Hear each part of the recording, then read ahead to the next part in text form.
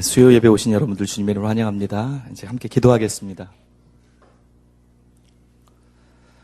좋으신 하나님, 오늘도 저희들이 주님 앞에 나왔습니다. 주님의 음성을 듣길 원하며 주님이 누구신지를 알길 원합니다. 성령님 이 가운데 운행하여 주셔서 하나님이 어떤 분이신지, 우리 왕이신 예수님이 어떤 분이신지, 지금도 우리 가운데 역사하시는 성령님이 어떤 분이신지 명확히 알 수 있도록 우리를 진리 가운데로 인도하여 주시옵소서.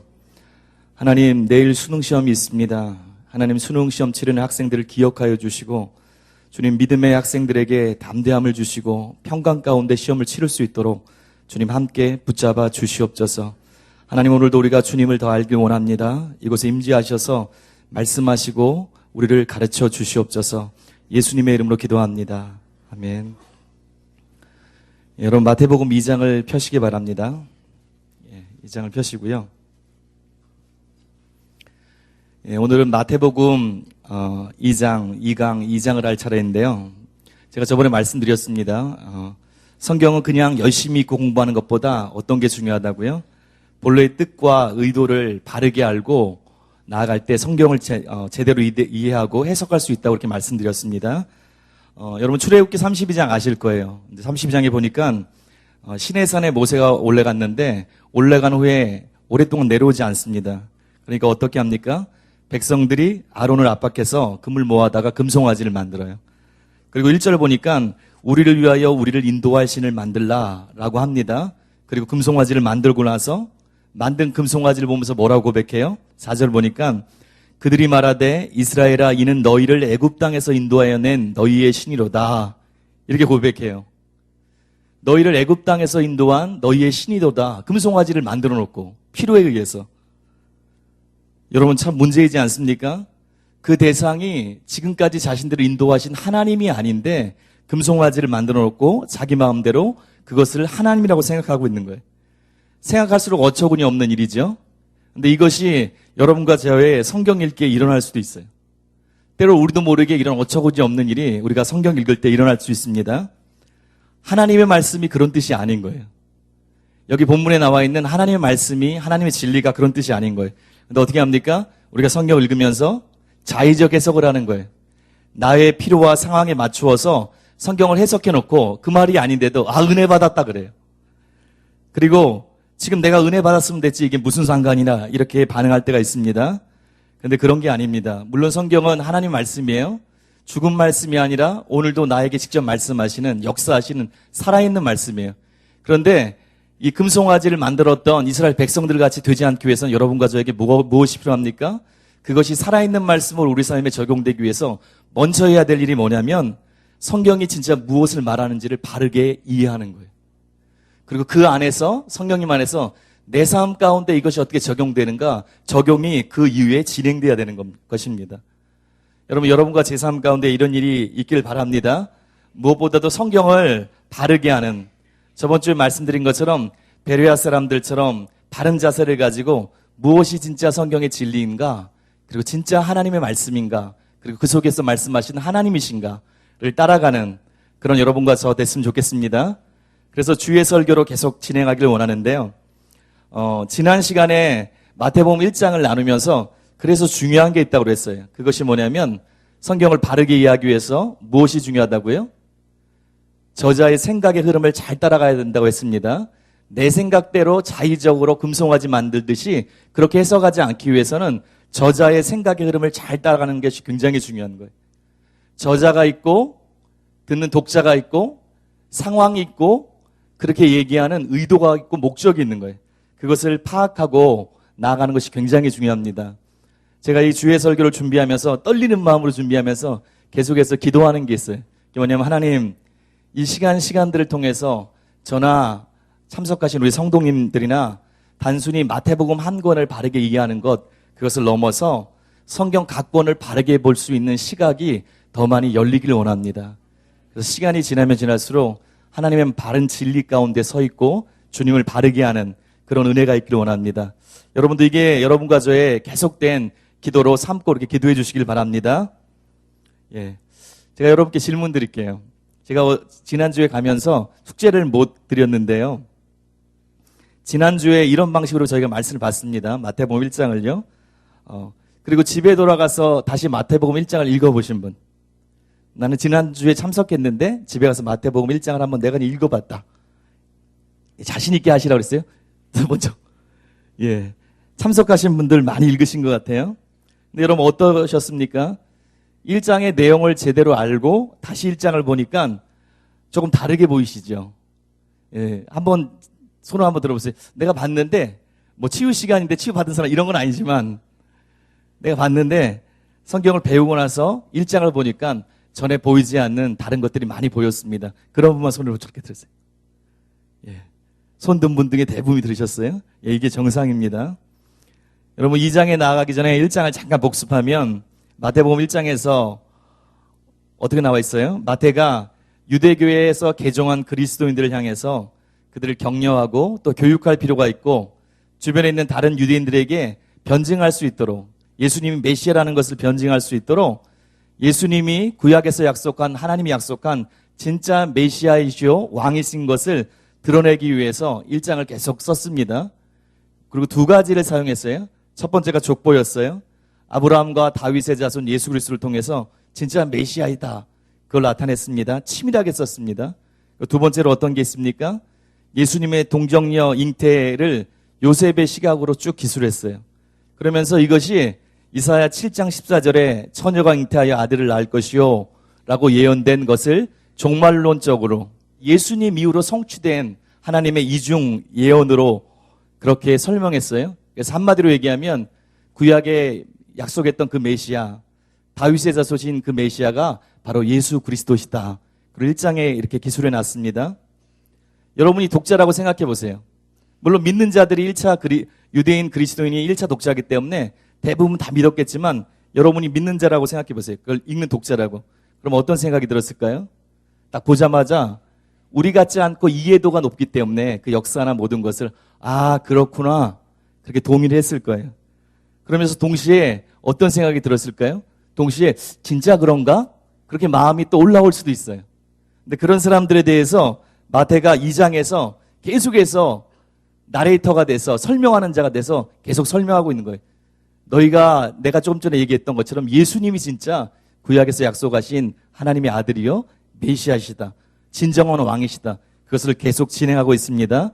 그게 마태복음 2장에서 계속 나올 거예요. 마태복음 2장 지금 펴시기 바랍니다.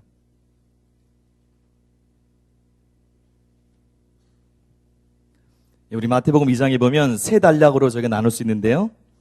1절부터 12절까지 먼저 한 단락인데요. 저희가 같이 읽을 건데 빨리 읽지 마시고 천천히 의미를 생각하면서 같이 읽겠습니다. 시작. 헤로드 왕 때에 예수께서 유대 베들레헴에서 나심에 동방으로부터 박사들이 예루살렘에 이르러 말하되 유대인의 왕으로 나시니가 어디 계시냐? 우리가 동방에서 그의 별을 보고 그에게 경배하러 왔노라 하니 헤로드 왕과 온 예루살렘이 듣고 소동한지라.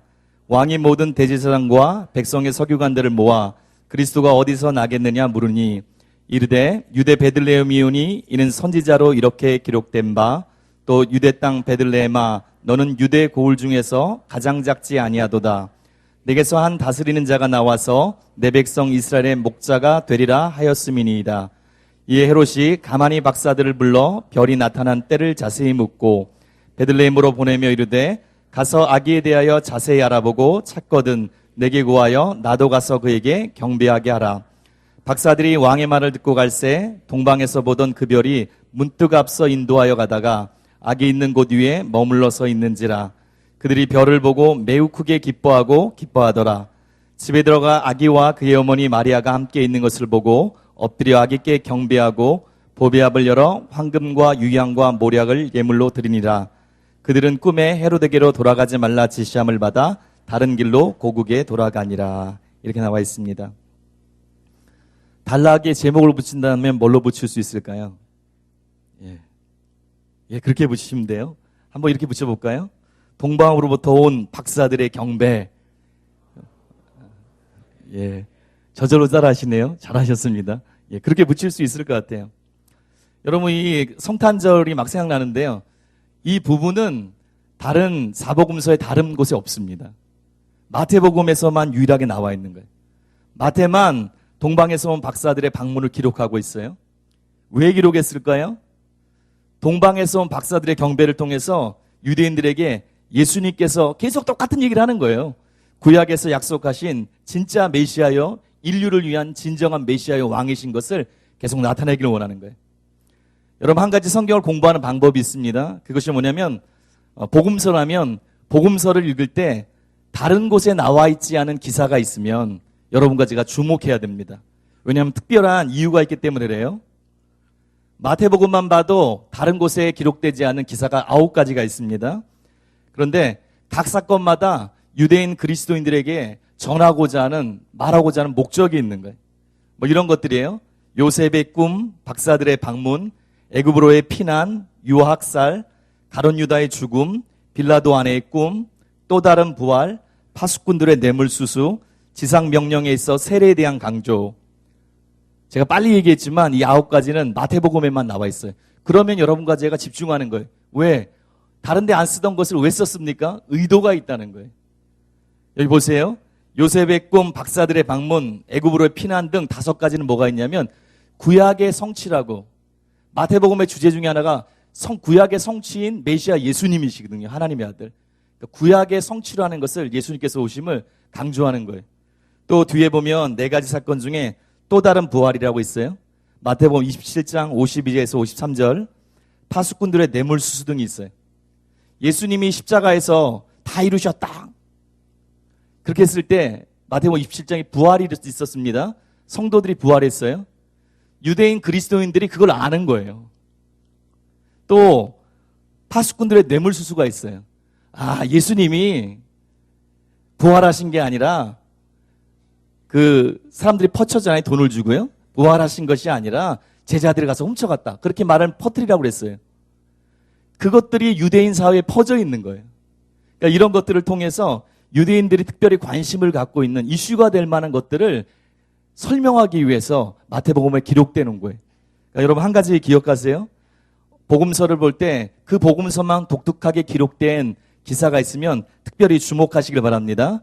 1절에 보니까 1절부터 쭉 보세요. 헤로드 왕 때 예수께서 유대 베들레헴에서 나심에 동방으로부터 박사들이 예루살렘에 이르러 말하되 이렇게 나와 있어요. 헤로드 왕 때에 이렇게 나와 있습니다.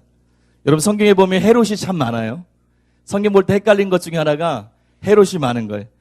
헤롯 대왕, 헤롯 빌립, 헤롯 아그리빠, 헤롯 안티바스 여러 가지 있죠. 여러 헤롯들이 있습니다. 근데 여기서 나오는 헤롯은 누구일까요? 헤롯 왕가의 시조인 헤롯 대왕이에요. 그는 절반은 유대인이고 절반은 에도민이었어요. 주전 40년에 로마 원로원에 가서 왕으로 임명됐습니다. 그리고 주전 27년에 실제로 예루살렘을 비롯해서 그 지역 전체의 통치권을 획득했어요. 에돔 혈통의 사람이에요. 그리고 BC 4세기에 치명적인 병에 걸려서 70세 나이로 죽었던 그 헤롯 대왕입니다. 그때 동방에서부터 박사들이 예루살렘에 이르렀다고 나와 있어요. 의미 없는 기사가 아무도 없어요. 동방이 어딜까요? 어디서 온 걸까요? 동방이란 뜻은 해가 떠오르는 곳이란 뜻이에요. 여기서. 그리고 어떻게 보면 예루살렘을 기준으로 동쪽이라고 생각할 수도 있어요. 거기에 어떤 나라가 있습니까? 페르시아가 있고 바벨론이 있고 메데가 있고 아라비아. 그렇게 생각해 볼 수 있어요. 그 지역들이 있는 걸 볼 수 있어요. 거기서 박사들이 왔습니다. 여러분 아시죠? 박사하면 구약에서 느부갓네살이 꿈꿨을 때 부르잖아요. 그 박수들 해석할 수 있는 점성가들을 부릅니다. 또 신약에서도 6번 쓰였는데 사도행전 보면 박수라고 나올 수 있어요. 무당같이 점치는 자. 근데 여기 있는 박사들은 그런 박사가 아닌 것 같아요. 여러분과 제가 예상하듯이 특별한 지혜를 갖고 있는 별들을 연구하고 천문학의 지식이 있는. 그런데 놀라운 것은 그들이 별을 연구한 사람이니까 별을 보고 쫓아오는 건 이해가 돼요. 근데 별을 보고 유대인의 왕을 찾아서 옵니다. 유대인들이 아닌데, 유대 지역에 살던 사람이 아닌데 동쪽에서 왔는데 어떻게 별을 보고 유대인의 왕을 찾아서 왔을까요? 저희가 예상해 볼 수가 있어요. 유대 백성들 또 이스라엘 백성들이 바벨론 등으로 끌려갔지요. 그래서 동쪽에서 그들이 노예로 오랫동안 살았어요. 바벨론 유수라고 그러잖아요.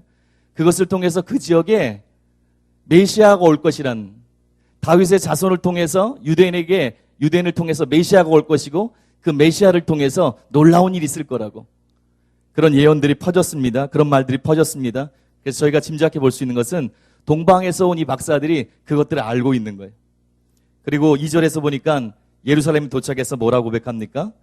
유대인의 왕으로 나시니가 어디 계시뇨? 우리가 동방에서 그의 별을 보고 그에게 경배하러 왔도다. 뭐라고 그래요? 누구를 찾습니까?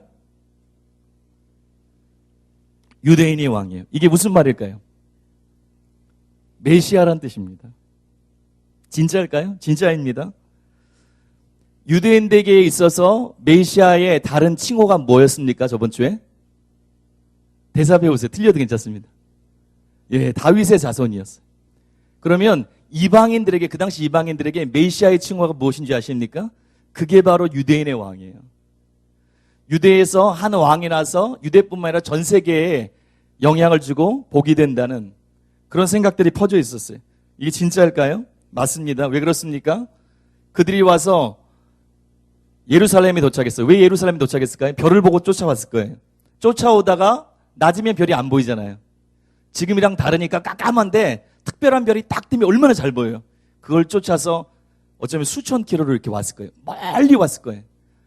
며칠이 아닙니다. 최소한 수개월을 왔을 거예요. 여행해서. 근데 갑자기 낮이 됐든지 아니면 어떤 상황에서든지 별이 보이지 않는 거예요. 여러분이 동방박사라면, 동방에서 온 박사들이라면 어디를 찾아갔을 것 같아요? 왕이 보통 어디서 나옵니까? 그렇죠. 왕궁, 수도에서 나올 거 아니에요. 그러니까 예루살렘으로 찾아가는 거예요. 예루살렘을 찾아간 거예요.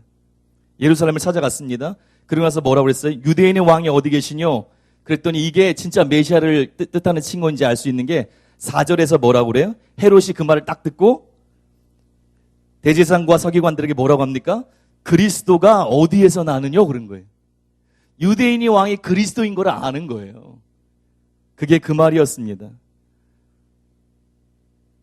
유대인들의 바벨론 뉴스를 통해서 많은 사람들이 그걸 알고 있었어요. 그들은 별을 보고 왔습니다. 고대에서는 별이 하나님이 다스리는 세계에 어떤 새로운 징조가 딱 있으면 하나님의 새로운 시대가 시작됐다고 생각했어요. 그리고 그것 중에 하나가 보이지 않는 별이 생기는 걸 통해서, 보이는 걸 통해서 그렇게 짐작했습니다. 구약에서도 민수기 24장 17절에 발람이 있지 않습니까? 발람이 예언하는 구절이 있어요. 내가 그를 보아도 이때의 일이 아니며 내가 그를 바라보아도 가까운 일이 아니로다. 한 별이 야곱에게서 나오며 한 규가 이스라엘에게서 일어나서. 누구에 대한 예언입니까? 예수 그리스도예요. 메시아예요. 지금 일이 아니라는 거예요. 근데 뭐라고 해요? 한 별이 야곱에게서 나오며, 그리고 그 별이 어떤 별입니까? 한 규가 이스라엘. 규가 뭡니까? 홀이에요. 왕, 진정한 왕, 메시아라는 거예요. 메시아가 오는 것을 별에 표현했어요. 그 당시 이게 실제 예언이지만 그 당시에도 새로운 별이 나타나는 것, 그것이 바로 메시아 새로운 일이 일어났다는 것의 상징이었습니다. 그래서 동방박사들이 별을 보고 왔어요. 3절 보니까 헤롯 왕과 온 예루살렘이 듣고 소동합니다. 근데 좋은 소동이 아니에요. 헬라어 원문에 보면 대라는 접속사가 들어가 있어요. 해석이 많이 다르지만 이 경우는 멋이란 뜻이에요. 그러나 그런 거예요. 동방박사는 기대하는 마음을 왔어요. 그런데 헤롯은 어떻습니까? 반대 마음이 있는 거예요. 지금 좋지 않은 거예요. 소동하다고 그랬어요. 타라쏘 그래서 당황하고 불안해하는 거예요. 와, 우리도 몰랐는데 그런 일이 있습니까? 우리가 그렇게 오랫동안 기다렸던 메시아가 태어났습니까? 좋아야 되잖아요. 그런데 여기서 얘기하는 것은 혼란과 무질서 속에 빠지다는 뜻입니다. 막 엉망이 된 거예요. 막 불안해하는 거예요. 예루살렘 사람들이 그냥 기뻐하고 막 좋은 쪽의 흥분이 아니라 막 혼란해하는 거예요. 4절 보니까 헤롯 대왕이 대제사장들과 전현직 대제사장들과 서기관들을 모아서 전문가들에게 다시 한번 확인합니다. 어디서 나겠느냐고. 그랬더니 5, 6절에서 뭐라고 대답해요? 그들이 조금도 주저하지 않아요. 그리고 뭐라고 합니까? 유대 베들레헴에서 난다고 그래요. 미가서 5장 2절 말씀을 인용하면서 유대 베들레헴에서 난다고 그래요. 다 아는 사실이었어요. 예수님께서 메시아가 베들레헴에서 온다는 사실이 그냥 굉장히 어려운 지식이 아니었어요. 물론 전문가들에게 확인한 거였지만요. 우리 한번 6절 한번 읽어보겠습니다. 6절, 2장 6절 시작. 또 유대 땅 베들레헴아 너는 유대 고을 중에서 가장 작지 아니하도다. 내게서 한 다스리는 자가 나와서 내 백성 이스라엘의 목자가 되리라 하였음이니라. 베들레헴입니다. 거기서 이런 일이 있습니다. 이게 7세기 전 미가서 5장 2절에서 예언한 거예요. 유대인들에게 잘 알려진 예언입니다. 메시아가 베들레헴에서 나온다는 거예요. 탄생한다는 거예요. 여러분 마태복음 2장에 보면 구약에 대한 인용구가 4개가 나와요. 성취 인용구도 있어요. 대부분이. 구약에 대한 인용구가 4개 나오고 그것을 예수님이 성취했다는, 왜냐하면 메시아이기 때문에 계속 그 얘기를 하는 거예요. 절대로 그 흐름을 잊어버리면 안 됩니다. 여러분. 첫 번째 인용구가 바로 미가서 5장 2절을 사용한 거예요. 예수님이 예언한 대로 베들레헴에서 태어나셨는데 그분이 메시아이다. 그것을 인용한 겁니다. 그런데 자세히 보면 이 마태복음 2장 6절이 미가서 5장 2절과 똑같은 예언이 아니에요. 마태가 성령의 감동을 따라서 신학적이고 실천적으로 그것을 깊이 구약을 이해하고 성령의 감동을 따라서 설명했다고 그랬어요. 똑같은 예언이 아니에요. 약간 차이가 있습니다. 같은 예언이지만. 미가서 5장 2절 한번 띄워주실래요? 우리 함께 읽겠습니다. 시작. 베들레헴 에브라다야, 너는 유다 족속 중에 작을지라도 이스라엘을 다스릴 자가 내게서 내게로 나올 것이라. 그의 근본은 상고의 영원에 있느니라. 맨 끝에 그는 영원전부터 있는 자 아니라, 이런 뜻입니다. 미가서에는 어떻게 나와요? 베들레헴 에브라다야 이렇게 나와요. 에브라다는 베들레헴의 옛 지명이에요. 근데 여기는 지금 어떻게 나와요? 유대 땅 베들레헴. 같은 뜻입니다. 근데 왜 유대 땅으로 바꿨을까요? 현재 지명으로 바꿨을 수도 있어요. 그런데 나중에 보면 이 2장의 끝에 보면 갈릴리 나사렛이 나와요. 유대 땅은 밑쪽이고요. 갈릴리 나사렛은 이스라엘 위쪽이에요. 이게 중요한 대비를 이룹니다. 그래서 아마 그것을 설명하기 위해서 왜 예수님께서 베들레헴에서 나사렛으로 갔나, 그게 여기에 키포인트인데 그걸 설명하기 위해서 유대 땅을 넣었을 것 같아요. 또 어떤 차이가 있어요? 미가서 5장 2절 보니까 유대 족속 중에 작을지라도 그렇게 나와 있어요. 근데 여러분이 읽었던 마태복음 2장 6절에 어떻게 나와 있어요? 가장 작지 아니하도다. 우다모스라는 표현을 했어요. 결코 아니다, 그런 뜻입니다. 작을지라도 근데 가장 작지 아니하도다 이렇게 나와 있어요. 뜻이 다른 게 아니에요. 강조하는 거예요. 가만 내용을 보면 똑같은 뜻입니다. 근데 더 강조하는 거예요. 근데 결정적인 차이가 있어요. 그게 뭐냐면 맨 마지막 절 미가서 5장 2절은 맨 끝에 어떻게 끝납니까? 좀 전에 읽은 것처럼 그의 근본은 상고의 영원에 있느니라. 그런데 여기 마태복음 2장 6절은 어떻게 끝나요? 어떻게 끝납니까? 내가 내 백성 이스라엘을 목양할 것이며. 이 달라져요. 이 구절은 사실 사무엘하 5장 2절 말씀이에요. 미가서 5장 2절을 인용하고 그것의 성취가 예수님이다. 메시아가 베들레헴에서 났는데 진짜 베들레헴에 났다. 이렇게만 끝나는 게 아니라 거기다가 사무엘하 5장 2절을 덧붙였어요. 연결했어요. 왜 그랬을까요? 이 말씀은 다윗에 대한 하나님의 약속의 말씀을 인용한 거예요. 다윗에 대한 하나님의 약속의 말씀이거든요. 근데 이것이 그 당시에 랍비들이 많이 썼던 방식이라고 그래요. 어떤 중요한 주제를 설명하기 위해서 두 구절, 세 구절을 그것이 엉망으로 막 붙여놨다는 게 아니라 의미가 통할 수 있도록 설명하기 위해서 연결하는 방법 많이 썼다고 그래요. 결국 어떤 겁니까? 더 강조하는 거예요. 미가서 5장 2절에 다윗에 대한 하나님의 말씀인, 거기 플러스해서 다윗에 대한 하나님 말씀인 사무엘하 5장 2절을 결합시킨 거예요. 그래서 어떤 효과가 있습니까? 예수님께서 메시아인 다윗의 자손임을 또 강조하는 거예요. 그리고 또 어떤 효과가 있습니까? 그분이 오셔서 하실 역할에 대해서 표현하고 있는 거예요.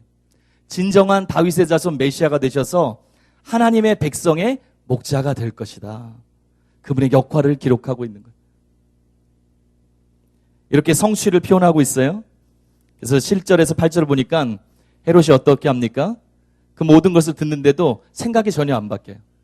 강교한 마음을 품고 별을 언제 봤는지, 나이를 측정하기 위해서 별을 언제부터 봤는지, 별이 언제부터 떠올랐는지 그것을 묻습니다.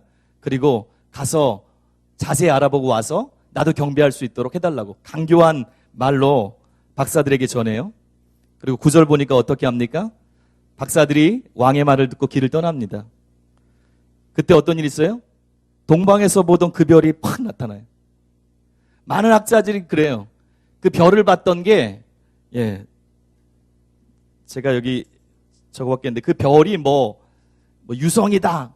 또 어디서 갑자기 뭐 폭발에 일어난 초신성이다. 아니면 어떤 두 별이 금성이랑 어디가 겹칠 때, 그런 주기로 겹칠 때 반짝거리는 거다. 막 얘기해요. 근데 이 성경을 보면 그것이 아니라는 것을 짐작할 수가 있습니다. 왜 그렇습니까? 여기 보니까 앞서 인도하여 가다가 아기가 있는 한 곳에 머뭅니다. 근데 인도하여 가다가라고 표현된 헬라어가 프로겐이에요. 조금 어려운 말로 서술적 미완료 시제예요. 쉽게 얘기하면 동작의 계속성을 얘기하는 거예요. 그냥 안 보이던 게 딱 나타난 게 아니에요. 이런 뜻입니다. 손으로 이끌듯이 계속해서 인도해 가는 거예요. 손잡고 이렇게 따라오라고 하는 것처럼 계속해서 인도하는 거예요. 그러니까 어떤 별이 한 번 딱 뜬 게 아니에요. 이걸로 봤을 때는. 초자연적인 하나님의 인도 가운데 별이 떴고 그 별이 실제로 이끄는 거예요. 인도하는 거예요. 계속적으로. 그리고 여기 있는 것처럼 집 위에 머물렀습니다. 박사들이 얼마나 기뻤을까요? 정말 기뻐하는 거예요. 10절 보니까. 왜? 수개월 동안 쫓아왔어요. 그리고 진짜 어느 장소, 메시아 계신 그 장소로 인도된 거예요. 너무너무 기뻐했어요. 헤롯하고 완전히 틀린 거예요. 그리고 우리가 알듯이 11절에 보니까 어떤 일이 있어요? 집으로 들어가서 아기에게 경배합니다. 예수님께 경배해요. 자기가 가지고 온 가장 귀한 예물인 황금과 유향과 모략을 아기 예수님께 드려요.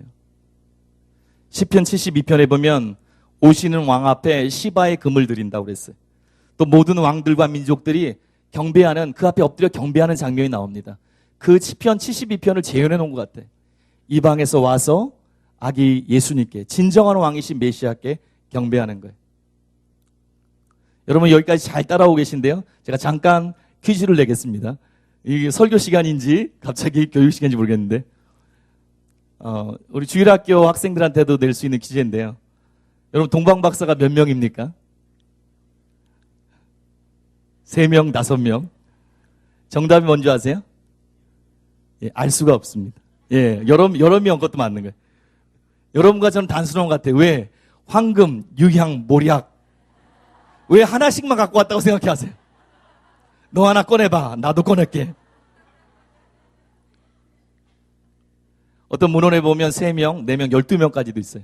알 수가 없는 거예요. 아마 동방박사뿐만 아니라 일행들이 많이 왔을 거예요, 아마. 따르는 일행들이 있어요. 존귀한 자, 박사들이었기 때문에, 지혜로운 자였기 때문에, 지위가 있는 자였기 때문에 많이 따라왔을 겁니다. 그리고 한 가지 더요. 여러분과 제가 성화 있죠? 그림, 예수님 그림 보면 동방박사들이 어디서 경배를 드리고 있어요? 마구간에서 경배를 드리고 있어요. 근데 여러분 예수님이 지금 태어난 지가 최소한 수달이 지났어요. 수개월이. 계속 마구간에 있을까요? 지금 어디에 있습니까? 그게 어디에 머물렀어요? 집에 머물렀어요. 누가복음에서 예수님이 태어났을 때 마구간에서 목자들이 왔죠. 목자들이 왔어요. 그때는 예수님이 아기 예수님을 방금 탄생한 거예요. 마구간에서 경배하죠. 근데 여긴 다른 거예요. 수개월이 지난 거예요. 그 증거가 어디에 있습니까? 헤롯이 박사들이 오지 않자 나중에 아기들을 죽이라고 그래요. 베들레헴이 예루살렘에서 남쪽으로 7km밖에 안 됩니다. 7, 8km. 먼 거리가 아니에요. 헤롯 같은 헤롯 대왕같이 그렇게 급한 자가 수개월을 기다렸을까요? 절대로 그렇지 않았을 거예요. 얼마 지나지 않아서 바로 박사들이 경배하고 현몽받아서 지시받고 꿈에 돌아가지 않습니까? 얼마 지나지 않았을 거예요. 그런데 헤롯이 가기 전에 어떤 일을 했어요? 박사들한테 언제 별이 떴는지 자세히 물어봤어요. 그리고 최종 결론이 최대한 넓게 잡아서 2세 이하를 죽이라는 거였어요. 수개월이 지난 거예요. 여러분과 제가 성경을 볼 때 해야 될 게 있습니다. 아주 간단한 것 같지만 고정관념을 버려야 되는 거예요.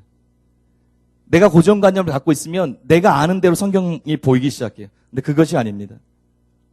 12절을 보니까 꿈의 지시하심을 받아 헤롯이 있는 예루살렘을 통과해 귀향하지 않고 다른 길로 돌아갑니다. 여러분 첫 달 날이 끝났어요? 마태가 지금 무슨 말을 하고 있는 거예요?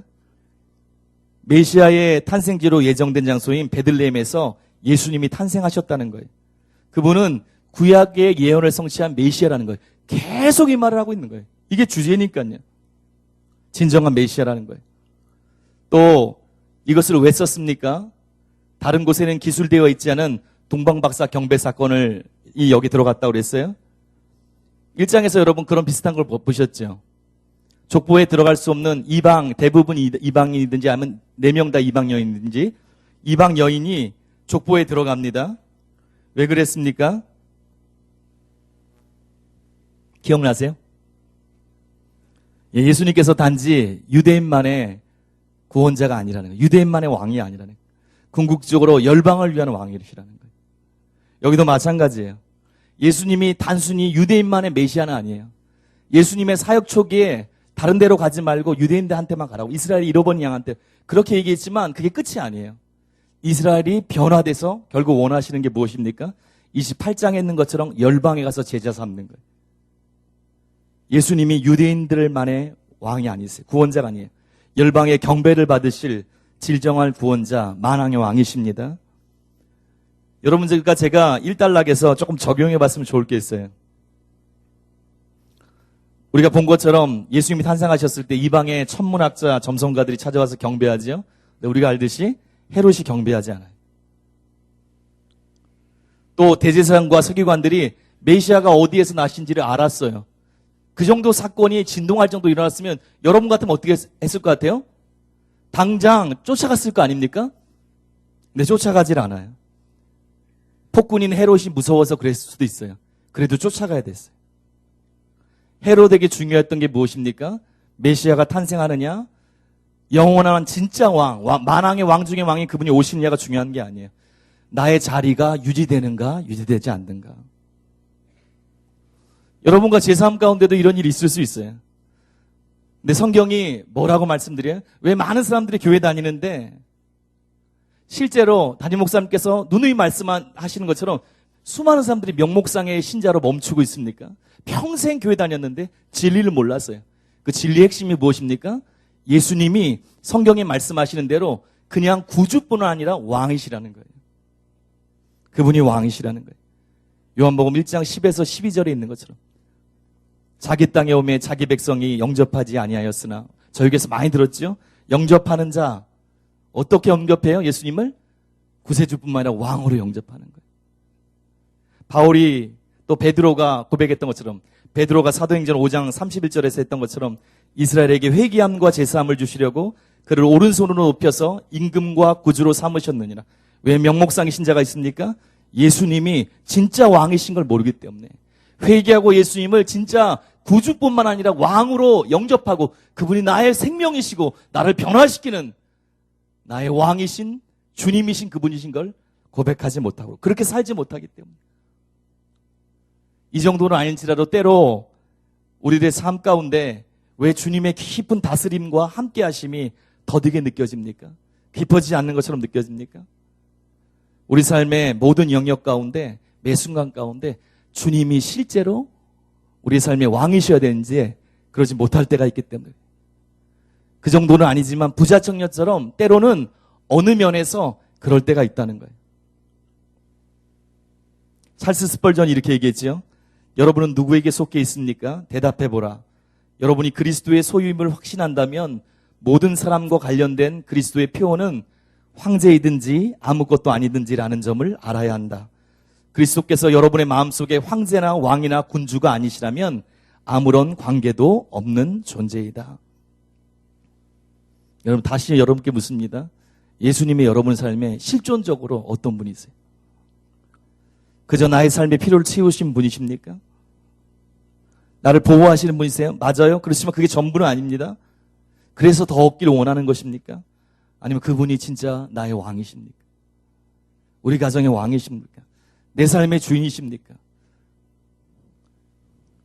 여러분과 제가 그렇게 인정하기 시작할 때 우리의 삶이 달라지는 거예요. 바울이 고린도후서 5장 15절에서 고백했어요. 그가 모든 사람을 대신하여 죽으심은 살아있는 자들로 하여금 다시는 그들 자신을 위하여 살지 않고 오직 그들을 대신하여 죽었다가 다시 살아나신 이를 위하여 살게 하려 함이라. 여러분 헤롯과 같은 삶을 살면 안 됩니다. 우리의 삶의 일부분이라도 헤롯과 같은 삶을 살면 안 돼요. 그걸 점검해 봐야 돼요. 마태복음에서 3가지 질문이 계속된다고 우리 지난주에 말씀드렸어요. 그게 관통하는 질문이 있습니다. 관점이 있습니다. 하나님 예수님이 하나님의 아들, 진정한 메시아요, 왕 중의 왕이시라는 거예요. 두 번째가 어떤 겁니까? 그러면 그분이 왕이신 그 나라, 하늘나라, 하나님의 나라엔 누가 진정한 하나님의 백성인가? 어떻게 사는 사람, 어떻게 반응하는 사람이 진짜 하나님의 백성인가? 그게 주제라고 그랬어요. 세 번째가 뭐라고 그랬습니까? 비록 유대인이에요. 서기관이에요. 대제사장이에요. 겉으로 종교 지도자들이에요. 그런다 할지라도 왜 그들이 하나님의 백성, 예수님께 속한 자가 되지 못했는가? 어떤 삶을 살았길래 천국에 들어가지 못하는, 하나님의 자녀로 이 땅에 살지 못하는 그런 일이 있었을까? 그것을 계속 나와 있습니다. 여러분과 저도 동방박사처럼 우리의 삶을 그 앞에 엎드리는 그런 일이 있게 되길 바랍니다. 그럴 때 주님께서 우리 가운데 임하셔서 우리를 변화시키시고 계속해서 우리를 새롭게 하시는 그 일이 있게 될 것입니다. 이제 두 번째 단락을 보겠습니다. 2장 13절에서 18절이에요. 2장 13절에서 18절인데요. 또 우리 천천히 같이 읽겠습니다. 시작. 그들이 떠난 후에 주의 사자가 요셉에게 현몽하여 이르되 헤롯이 아기를 찾아 죽이려 하니 일어나 아기와 그의 어머니를 데리고 애굽으로 피하여 내가 내게 이르기까지 거기 있으라 하시니 요셉이 일어나서 밤에 아기와 그의 어머니를 데리고 애굽으로 떠나가 헤롯이 죽기까지 거기 있었으니 이는 주께서 선지자를 통하여 말씀하신 바 애굽으로부터 내 아들을 불렀다함을 이루려 하심이라. 이에 헤롯이 박사들에게 속은 줄 알고 심히 노하여 사람을 보내어 베들레헴과 그 모든 지경 안에 있는 사내 아이를 박사들에게 자세히 알아본 그때를 기준으로 2살부터 그 아래로 다 죽이니 예레미야를 통하여 말씀하신 바 라마에서 슬퍼하며 크게 통곡하는 소리가 들리니 라헬이 그 자식을 위하여 애곡하는 것이라. 그가 자식이 없으므로 위로받기를 거절하였도다 함이 이루어졌느니라. 아멘. 단락 제목을 어떻게 정했으면 좋겠습니까? 저랑 똑같지 않아도 좋아요. 저도 성경 그대로 하는 게 아니라 그냥 제가 읽고 이렇게 적는 겁니다. 한번 따라해 보세요. 애굽으로의 피난과 헤롯의 학살. 이렇게 단락을 쭉 정하면 이게 지금 어떻게 진행되고 있는지, 지금 마태가 어떻습니까? 독자들에게 의도를 가지고 지금 예수님이 어떤 분인지를 계속 소개하고 있는 거예요. 마치 나레이터가 돼가지고 지금 어떻게 진행되고 있는지 한 사건 한 사건을 의미를 가지고 설명하고 있어요. 이곳에선 두 가지 성취인용구가 나옵니다. 성취인용구는 저번 주에 말씀드린 것처럼 주께서 선지자를 통해 말씀하신 바, 그래서 구약의 예언들이 예수님을 통해 성취됐다는 거예요. 먼저 마태복음 2장 13에서 15절 보니까 동방박사가 떠난 후에 주의 사자가 꿈에 요셉에게 나타나요. 그리고 헤롯이 아기를 죽이려 하니까 애굽으로 떠나라고 말해줍니다. 굉장히 급한 것 같아요. 어떻게 할 수 있어요? 얼마나 급했던지 날이 밝지 않았는데 어둠을 뚫고 요셉과 마리아가 아기를 데리고 급하게 피난을 갑니다. 당시 베들레헴에서 애굽까지 한 120km가 됐다고 그래요. 지금같이 고속도로가 없었습니다. 굉장히 험한 길이에요. 가로등도 없어요. 뭐 특별히 횃불 들고 가기도 쉽지 않았을 거예요. 그런데 밤중에 아직 동이 트지 않은 새벽에 막 떠나는 거예요. 굉장히 급박했던 것 같아요.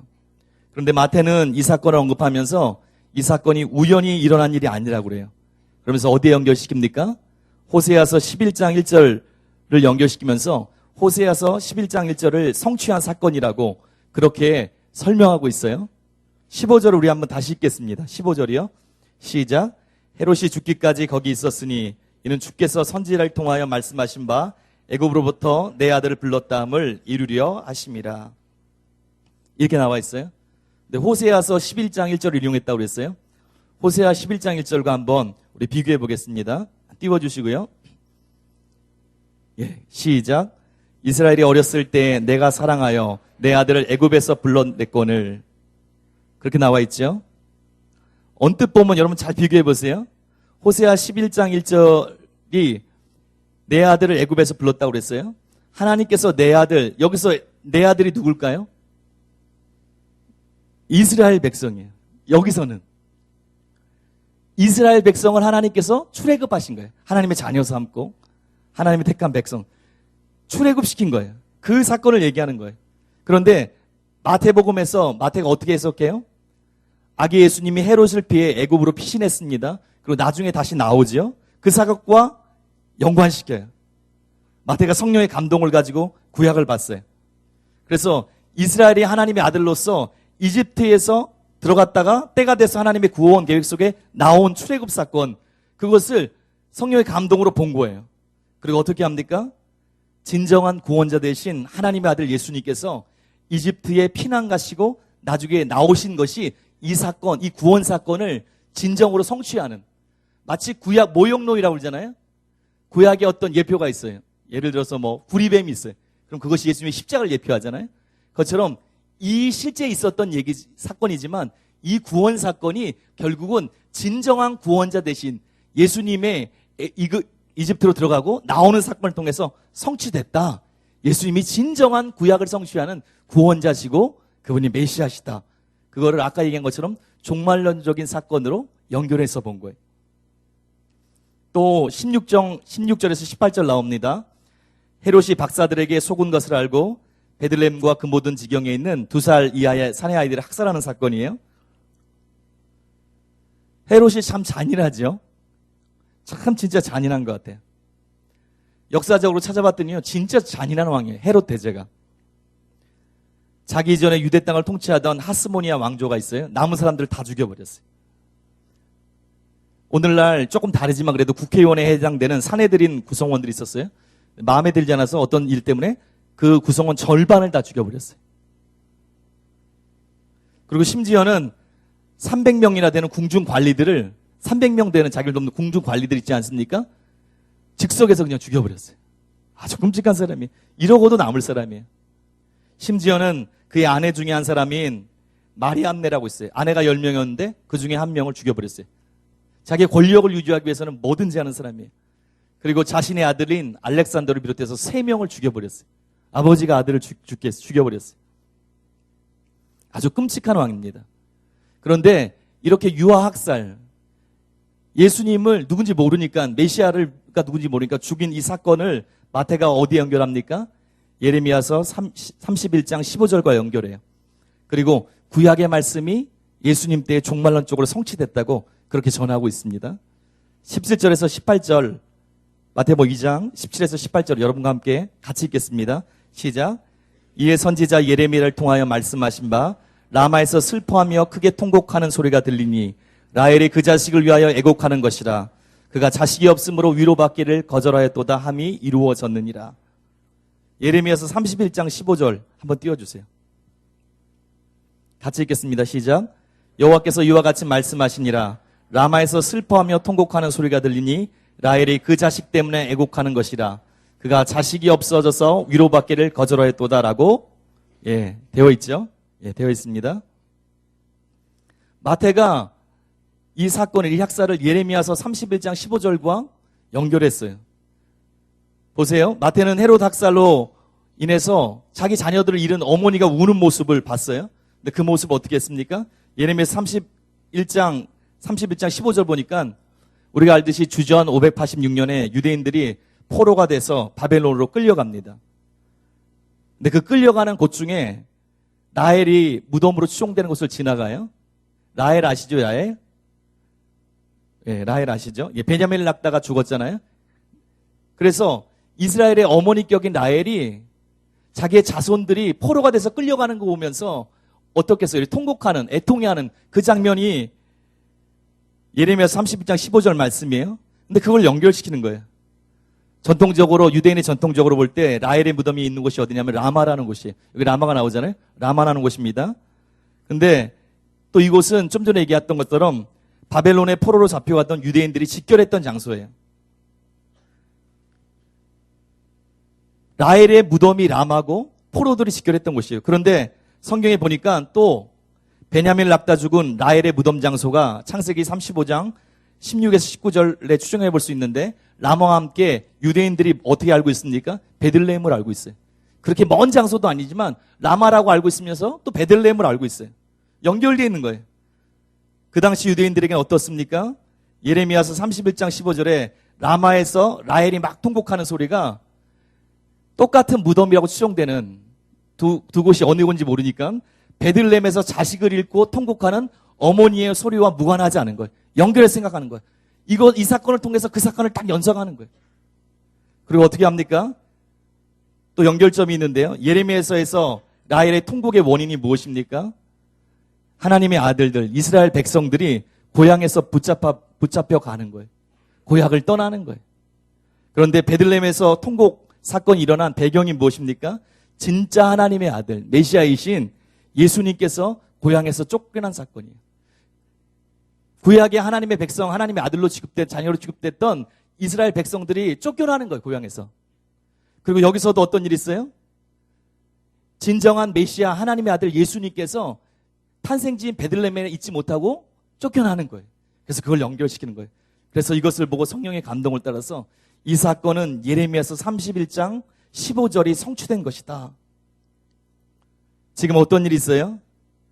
지금 마태가 예수님한테 일어난, 아기 예수님께 일어난 두 가지 사건을 통해서 이것이 우연한 일이 아니라는 거예요. 이것이 하나님께서 계획한 일이고 구약에 예언된 것을 성취하는 거라는 거예요. 또 뭘 얘기하는 거예요? 그래서 예수님께서 구약에 예언된 그 메시아다. 계속 지금 설명하고 있는 거예요. 여러분, 두 번째 단락은 그런 의미입니다. 조금 복잡한 것 같지만 그런 의미예요. 그리고 마지막 세 번째 단락이 있습니다. 19절에서 23절까지인데요. 19절에서 23절인데 여러분과 제가 한 목소리 읽겠습니다. 시작. 헤롯이 죽은 후에 일어나 아기와 그의 어머니를 데리고 땅으로 가라. 아기의 목숨을 찾던 자들이 죽었느니라 하시니 요셉이 일어나 아기와 그의 어머니를 데리고 이스라엘 땅으로 들어가니라. 그러나 아켈레오가 그의 아버지 헤롯을 이어 유대의 임금됨을 듣고 거기로 가기를 무서워하더니 꿈의 지시함을 받아 갈릴리 지방으로 떠나가 나사렛이라는 동네에 가서 사니 이는 선지자로 하신 말씀에 나사렛 사람이라 칭하리라 하심을 이루려 함이러라. 예, 제목을 어떻게 붙일까요? 여러 가지로 붙일 수 있을 것 같아요. 근데 저는 그렇게 붙였어요. 한번 따라해 보실래요? 나사렛 사람 예수님. 예, 그 내용으로 붙였습니다. 여러분 단락 제목 붙이면서 읽는 것들 중요합니다. 파악할 때요. 이 단락에 보면 어떤 내용이 나옵니까? 헤롯이 죽은 후에 꿈을 통해서 그 사실을 요셉이 알아요. 그리고 인도 따라서 마리아와 아기 예수님을 데리고 이스라엘 땅으로 돌아옵니다. 근데 갑자기 그 지역에 누가 왕으로서요? 그 아들 아켈레오가 헤롯을 대신해서 이스라엘 남쪽 유대 지역의 임금이 된 것을 알아요. 그래서 무서워해요. 왜? 포악한 사람이거든요. 아버지를 닮은 사람이. 그래서 무서워하던 차에 꿈의 지시를 받아서 갈릴리 지방으로 와서, 갈릴리 지방은 위쪽입니다. 나사렛에서 살게 되었다는 그 일을 설명하고 있는 거예요. 그러면서 또 뭐라고 그래요? 이것이 구약의 성취라고 또 얘기하고 있어요. 메시아라는 거예요. 헤롯 대제가 죽은 게 BC 4세기였어요. 기원전. 예, 맞습니다. 감사합니다. 4년. 4세기 하면 큰일 나죠. 예. 여러분의 기도가 필요합니다. BC 4년이에요. 4년에 죽었습니다. 그런데 예수님이 그 전에 태어났죠? 그러니까 아마 BC 5년 아니면 6년에 태어났을 것 같아요. 예. 그렇게 태어났어요. 4년에 죽었습니다. 그리고 어떤 일이 있었어요? 왕국이 세 갈래로 찢었어요. 전체를 다스리고 있었는데 찢었어요. 헤롯 빌립이 북쪽에 있는 드라코니 지방을 점령했어요. 그 자손 헤롯 안디바는 갈릴리와 베레아로 알려진 요단강 건너편 지역을 차지했습니다. 그리고 아버지를 닮아 포악했던 헤롯 아킬레오가, 여기 나오는 아킬레오가 이두메와 유대와 사마리아를 포함한 가장 좋은 땅을 통치하게 됐어요. 요셉이 딱 보니까 아켈레오가 아버지를 닮아서 포악한 사람인 거예요. 근데 딱 보니까 북쪽에 헤롯 안티바는 갈릴리 그쪽을 점령한 이 안티바는 분봉관이었던 이 사람은 비교적 온순한 거예요. 그러니까 여러분 어떻게 가기를 원하겠어요? 온순한 쪽으로 가야죠. 그래서 위쪽으로 인도를 따라서 위쪽으로 올라갑니다. 그런데 여러분과 제가 2장을 지금까지 봤어요. 근데 2장에서 가장 중요한 것을 꼽자면 이 단락입니다. 마태는 이 사건 또한 구약에 약속된 예언이 성취된 거라고 강하게 밀어붙이고 있어요. 그것을 강하게 전하고 있어요. 정말 강하게 전하고 있습니다. 23절 우리 한 번만 더 읽겠습니다. 23절 시작. 나사렛이라는 동네에 가서 사니 이는 선지자로 하신 말씀에 나사렛 사람이라 칭하리라 하심을 이루려 함이러라. 근데 여기 문제가 있어요. 여기도 성취 인용구처럼 얘기했어요. 근데 나사렛이란 동네에 가서 사셨다고 그랬어요. 이는 선지자로 하신 말씀에 나사렛 사람이라 칭하리라 하심을 이루려 함이라. 성취 인용구 중에 특징이 무엇입니까? 구약에 있는 구절이 성취됐다는 걸 얘기하는 거예요. 그러려면 구약에 있는 구절이 있어야 되는 거예요.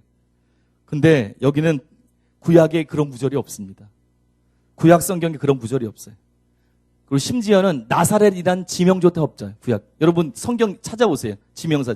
나사렛이란 지명이 구약에 없어요.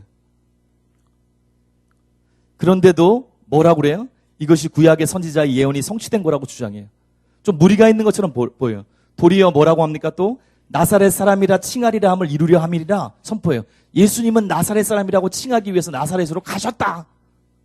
도리어 큰 소리 치는 것 같아요. 어떻게 보면 마태기 주장에 좀 지나쳐 보입니다. 그러나 그렇지 않아요. 이것을 자세히 보면 다른 성취 인용구랑 차이가 있습니다. 다른 곳에서는 성취 인용구가 어떻게 시작돼요? 주께서 선지자를 통해서 말씀하신 바, 내용이 말씀하신 바, 영어로 saying 그래요. 그게 있어요. 레콘토스란 말이에요. 말씀한 게 있다. 그리고 쭉 인용해요.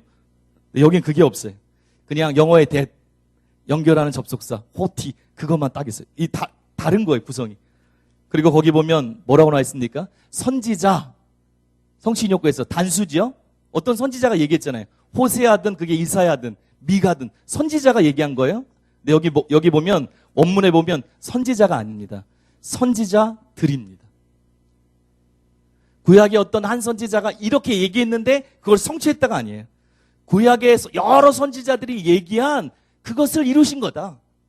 딱 잡아서 어떤 말은 아니지만 구약의 여러 선지자들이 주님이 하나님 주신 감동대로 선포한 그 많은 것들을 이루신 것, 그게 나사렛 가서 사신 것이다.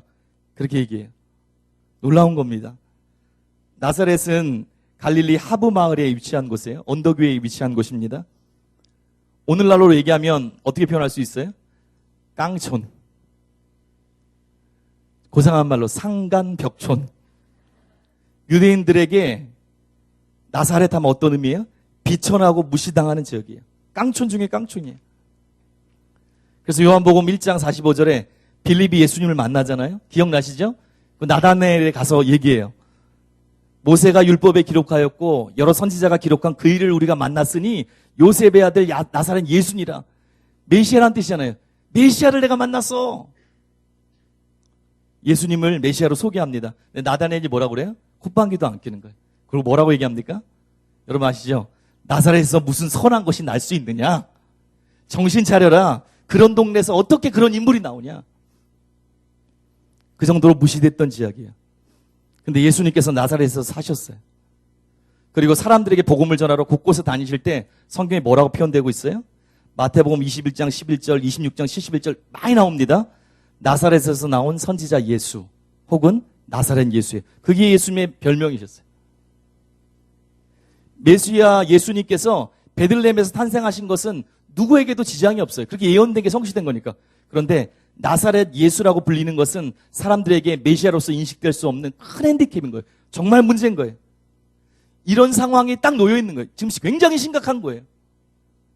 예수님이 메시아인 것을 계속 설명해 왔는데 그분의 결정적인 닉네임이 별명이 뭡니까? 나사렛 예수인 거예요. 사람들이 이 시기에는 그런 동네에서 무슨 구약에 전혀 예언도 없는데 에이 메시아 아니야. 아주 심각한 거예요. 여러분과 제가 성경을 읽을 때 어떻게 읽어야 된다고 했습니까? 저자의 의도를 알아야 된다고 그랬어요. 저자의 흐름을 알아야 된다고 했습니다. 근데 그렇게 흐름을 따라가는 것 중에 가장 중요한 것 중에 하나는 그 당시 정황을 아는 거예요. 상황을 정확히 인식하는 거예요. 여러분 지금도 마찬가지예요. 성경을 볼 때 정황을 인식하는 게 중요해요. 정황을 인식하는 것 따라서 말이 달라지는 걸 한번 제가 예를 들어볼게요. 여기 굉장히 바쁘게 살아가는 남편이 있었어요. 남편을 둔 부인이 있습니다. 두 사람이 금슬이 좋아요. 남편이 직장일로 계속 바빠져요. 그래서 가족과 시간을 보낼 수 있는 게 어렵게 됩니다. 그래서 두 사람이 정해요. 마지막 토요일을 저녁은 가족과 함께 보내자고. 그렇게 하기로 서로 결정했어요. 왜냐하면 그러고 싶은데 바쁘니까. 그래서 이 부인은 이런 바쁜 남편을 위해서 사랑하는 마음으로 최선을 다해서 돌봐요. 뒷바라지하며 요리도 하고요. 남편이 늦게 들어와도 자기가 할 수 있는 대로 정성을 다해서 저녁을 준비해서 놓습니다. 그런데 어느 날 어느 날 토요일 저녁이 됐어요. 그날이 바로 밖에 나가 가족과 시간을 보내는 날인데 남편이 너무 바쁘고 피곤하다 보니까 잊어버렸어요. 그래서 그냥 이러고 있어요. 근데 부인이 남편에게 얘기하기가 조금 민망해요. 남편이 너무 피곤해 보이는 걸 아니까. 그래서 어떻게 합니까? 좀 기다리다가 아직도 모르기 때문에 지나가는 말로 그 정황을 아는 거예요. 그 상황을 한번 생각해 보세요. 아이, 오늘 저녁은 참 밥하기 싫다. 제가 가끔 주례 때 쓰는 말인데. 여러분, 아내가 이 말을 했어요. 정황이 없으면 이 말이 무슨 말인지 모릅니다. 제가 좀 쉽게 설명하는 거예요. 뭐라고 얘기하는 거예요? 여보, 잊었어요? 오늘은 집에 있는 날이 아니고 빨리 밖으로 나가서 가족과 함께 시간을 보내는 날이에요. 그 사인을 주는 겁니다. 만약에 이런 정황이 아니었다고 생각해 보세요. 부인과 이런 약속도 없었고 부인이 철저히 게을러요. 가족도 남편도 안중에 없어요. 근데 그날도 저녁 차려주기 싫다고 그래요. 한결같습니다. 그 말은 다른 내용이에요. 그렇죠? 상황이 완전히 다른 거예요. 전의 상황이어서 남편이 그걸 들었습니다. 갑자기 정신이 번쩍 드는 거예요. 뭐라 그래요? 아이들 보러? 아, 내 정신 봐. 얘들아, 옷 입어라. 우리 밖에 나가자. 제대로 이해한 거예요. 왜냐하면 정황이 다르기 때문에 그래요. 이처럼 정황이 중요한 거예요. 성경 읽을 때 이게 뭐야? 나사렛으로 가서 살았다고. 나사렛 사람이라 한지라. 그러고 끝나면 안 되는 거예요. 이 정황이 굉장히 심각한 거예요. 예수님이 메시아냐 메시아가 아니냐를 막 가를 수 있는 그런 심각한 정황인 거예요. 그런데 이런 심각한 정황 가운데, 그래서 여러분 정황을 아는 게 굉장히 중요합니다. 이런 심각한 정황 가운데서 마태가 구약의 구절이 아니라 구약의 선지자들의 내용들을 다 종합해요. 그래서 나사렛 예수가 하나님의 아들 메시아임을 사활을 걸고 지금 마지막으로 증명하고 있는 거예요. 2장까지는. 어떻게 하고 있어요? 마태가 뭐라고 얘기하는 겁니까? 예수님께서 보잘것없는 마을 나사렛 출신으로 사람의 멸시와 천대의 대상이 된 것은 구약 10편 22편 쉽게 설명해서 이사야 53장 그리고 스가랴 11장 4절부터 14절 등에 나오는 것처럼 사람들에게 메시아가 와서 거절당하고 고난받는 종으로서의 메시아의 모습과 일치하는 거다. 선지자가 나사렛 사람이라고 예언한 건 없지만 구약에 봐라. 구약의 선지자들의 내용을 쫙 봐라. 그 말 말고 예언한 모든 걸 봐라. 메시아가 왔는데, 왕이 왔는데 사람들한테 멸시받고 천대받았다. 무시당했다. 그것이 얼마나 많이 나오느냐? 이것을 성취하기 위해서 예수님께서 나사렛 사람이 되셨다. 그러는 거예요. 여러분, 이 장을 여러분과 제가 봤어요. 이 장을 통해서 지금 계속 마태가 하는 게 무엇입니까? 예수님께서 베들레헴에서 태어난 예언대로 바로 메시아이시다. 그리고 하나님이 어떻게 예수님을 보호했고 인도한 가운데 나사렛 선지자 예수님이 되셨는지 그 과정을 쭉 설명하고 있는 거예요. 여러분, 마태복음 1장과 2장을 봤습니다. 여러분 계속 묵상하면서 여러분과 제가 점검해 봤으면 좋겠어요. 나는 예수님을 어떤 분으로 실제로 여기고 있는가? 예수님이 진짜 나의 왕이신가? 그분이 나의 삶의 진짜 왕이시라면 나는 그분을 어떻게 대하고 있는가? 혹시 나는 내 삶 가운데 예수님을 거절하거나 무시했던 사람처럼 그런 행동을 하고 있지 않는가? 여러분한테 숙제를 내드립니다. 배우고 집에 가면 이 부분을 다시 읽는 거예요. 오늘 들은 걸 생각하면서 이 부분을 다시 읽는 거예요. 그 정황을 생각하고요. 마태가 도대체 누구에게 어떤 목적으로 쓰고 있는지 그걸 다시 한번 쭉 읽어보세요. 그리고 숙제가 쌓입니다. 숙제가 많아지면 여러분이 안 나올 수도 있는데 그래도 어쩔 수 없습니다. 다음에 3장을 할 건데요. 오늘 2장뿐만 아니라 1장과 2장을 읽어보세요. 1장과 2장. 예, 살았죠? 굉장한 숙제는 아닙니다. 그리고 오실 때 3장도 읽어오시기 바랍니다. 마지막으로 여러분과 제가 한 가지 적용하기를 원하는데요. 적용하고 마치기를 원하는데요. 오늘 성경 말씀 보니까 예수님의 탄생부터 자라기까지 하나님께서 계속해서 예수님을 탄생부터 자라기까지 보호하시고 신실하게 인도해 주셨어요. 그리고 그곳 가운데 그런 하나님의 인도와 보호 가운데 누가 쓰임 받았습니까? 동방 박사가 순종했어요. 예수님이 보호받기 위해서 바르게 자랄 수 있도록 동방박사가 듣고 순종했어요. 또 요셉이 즉각적으로 순종했어요. 아까 본 것처럼 14절만 해도 일어나서 해당되는 그 단어가 뭐 에게르 데이스라는 건데 수동태 뭐 제1과거 이런 건 다 쉽게 얘기해서 주저함 없이 명령 떨어질 때 바로 행동하는 뜻이 일어나는데 미적이 아니에요. 새벽이든 뭐든 주님 말씀하시면 즉각적으로 그냥 짐 싸고 나가는 거예요. 그런 순종이 있었어요. 어떻게 이런 순종이 있을 수 있었습니까? 하나님이 어떤 분인지 알았어요. 하나님이 얼마나 신실하신 분인지 아셨어요. 하나님이 얼마나 신실하게 인도하시는 분이신지, 그분이 말씀하시면 지키는 분이신지 철저히 알았습니다. 그걸 따라서 마태가 그렇게 순종했고요.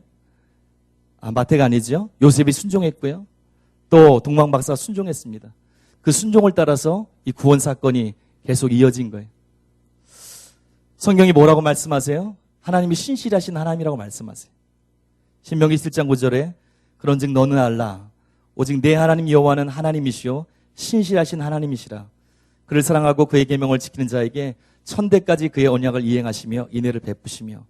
이사야 49장 7절에서도 이는 이스라엘의 거룩하신 이 신실하신 여호와 그가 너를 택하였습니다. 여러분 생각대로 일이 일어나지 않으세요? 어떤 일 여러분이 기도하고 있는데 생각대로 일어나고 있지 않은 것이 있습니까? 주님을 신뢰하세요. 주님의 뜻이 어디 있는지 물으세요. 그리고 주님의 뜻대로 신뢰하고 나가시기 바랍니다. 그럴 때 하나님께서 예수님을 이렇게 신실하게 인도하시고 보호하셨던 그 하나님께서 우리를 위한 메시아고 왕이시잖아요. 우리의 삶 가운데도 매일 매순간 신실하게 인도하셔서 우리의 삶 가운데 주님이 함께 하심을, 그분을 신뢰할 때 어떤 일이 일어나는지 그렇게 분명히 보여주실 줄 믿습니다. 제가 기도하겠습니다. 하나님 아버지, 오늘 마태복음 2장 말씀을 보았습니다. 하나님, 우리에게 왕이시오 메시아이신 예수님을 이 땅에 보내주시고 구약에 그 오래전부터 약속했던 그 약속들을 철저히 지키신 하나님을 찬양드립니다. 사람들이 하나님이 약속하신 것이 더디 이루어짐으로 그 마음을 놓치고 때로 주님에 대해서 바르게 반응하지 못했던 사람도 있었지만, 하나님께서 하나님의 가장 정확한 타이밍에 우리의 왕 메시아 예수님을 이 땅에 보내주셔서 우리를 죄 가운데서 건져주시고 하나님의 뜻을 성취시키신 그 놀라우신 뜻을 찬양드립니다. 우리가 이 시간 신실하신 하나님을 바라보길 원합니다. 하나님, 이 시간 우리가 신실하신 하나님을 바라보길 원합니다. 우리의 눈을 들어서 하나님께서 얼마나 우리 가운데 신실하신지, 살아계신 하나님이신지, 얼마나 지혜로우신 분이신지 정확히 보게 하여 주시옵소서. 그리고 우리 삶에 계신 예수님을 내가 금송아지를 만들어 나를 위한 신으로 만드는 것이 아니라 내가 엎드려 경배하는, 나의 모든 것을 내려놓고 나의 왕이시라고, 나의 구제수이라고 그렇게 고백하며 그분을 따르며 나가는 그런 일이 있게 하여 주시옵소서. 내가 주 앞에 엎드리길 원합니다. 주님이 내 삶에 임재하시길 원합니다. 이 시간 말씀을 듣고 성도들이 기도할 때 주님, 우리의 삶의 문제가 무엇인지 보게 하시고 말씀에 계시된 그 예수님께서 우리의 삶의 왕으로, 구세주로 오셔서 성령으로 임재하여 주셔서 우리를 변화시키시고 우리에게 약속하신 그것을 성취시키시며 주님의 놀라운 뜻을 보여주시옵소서. 우리가 주님을 사모합니다. 함께 하신 예수님의 이름으로 기도합니다. 아멘.